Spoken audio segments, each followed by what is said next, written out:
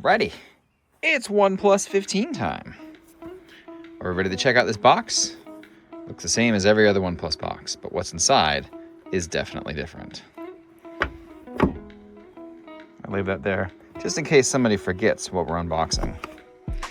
All right, first things first, we have the top portion here, which probably is going to be different for each region.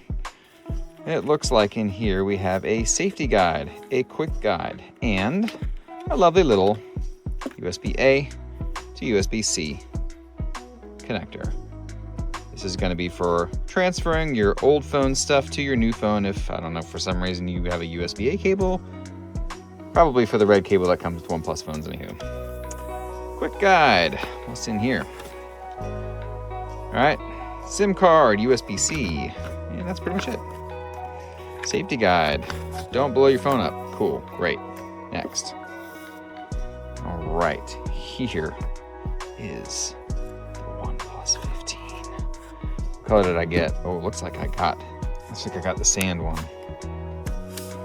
Okay. This is a really interesting color. It almost looks like paper. I feel like I want to peel paper off of this. This is such an interesting color.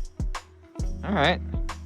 I'm kind of feeling it, which is funny because I definitely hated the look of this design when they first showed it off. I was not a huge fan.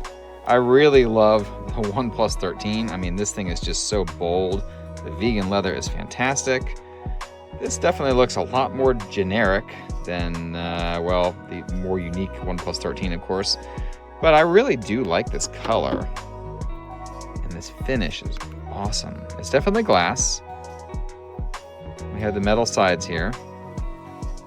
This is a really unique texture. It feels like ceramic. It feels like a coffee cup or something. It's that kind of ceramic coating feeling to it.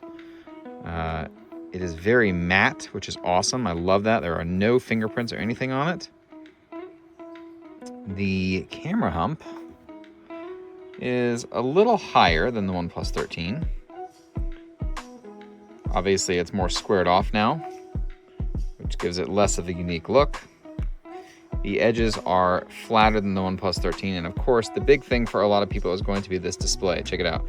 OnePlus 13 has that slightly curved edge, and this is flat. It is flat on the front, it is flat on the back.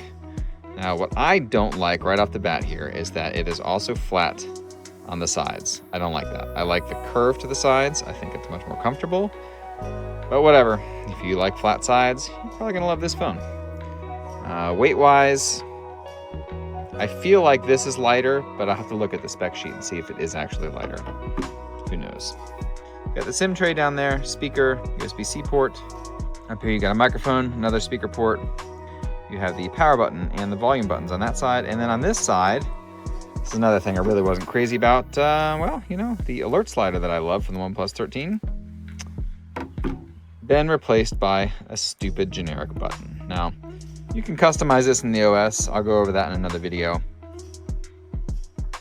But I'm definitely not a fan of replacing the slider with a button. Of course, again, some people might prefer that because maybe they don't use the slider very often, but for me, gonna have to stick with the slider. In any case, let's move on to the rest of the box. OnePlus is always awesome about this. Always include a brick. This is an 80 watt max in the US and then 120 watt max in some other countries. Just depends on what your power is in your country, but obviously since this is a US plug, I'm gonna get 80 watts out of it. We've got a nice little USB cable down here. This is the typical A to C cable that OnePlus always has because that's what works with their proprietary charging solution. And last but not least is the SIM tray ejector tool, which actually, you know, I like that they kept it the same style as this. That's pretty cool. It's a nice little touch.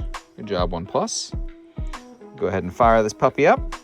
We'll do another impressions video on the software behind it. So for now, that's it for this video. Thanks so much for watching. If you enjoyed my content, go ahead and give this video a like, go ahead and subscribe, and I will see you in the next one.